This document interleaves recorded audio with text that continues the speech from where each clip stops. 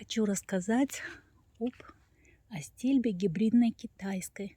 Она появилась у нас не так давно, отличается от обычной более плотным и темно-зеленым листом. Из особенностей она хорошо переносит засуху, в отличие от обычной астильбы. Соцветие Glitter and Glamour китайской.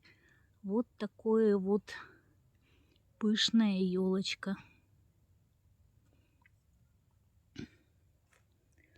Здесь у меня рядом еще пурпур-керц. Пурпурное сердце.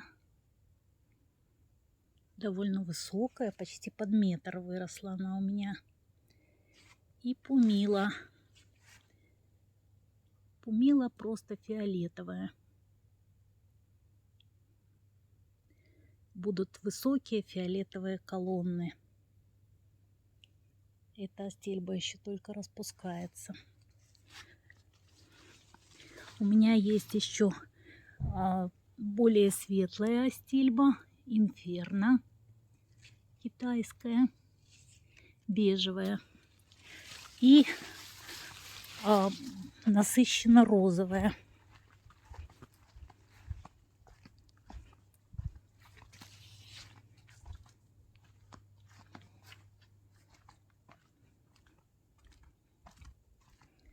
Вот такая вот. Китайская астильба зацветает позже, чем обычные астильбы. Но хорошо разрастается. Темно-зеленый лист. Ничем не болеет. Замечательная астильба. Вообще мой сад в пору цветения астильб сказочно преображается. Вот примерно так. Астильб у меня порядка 50 сортов.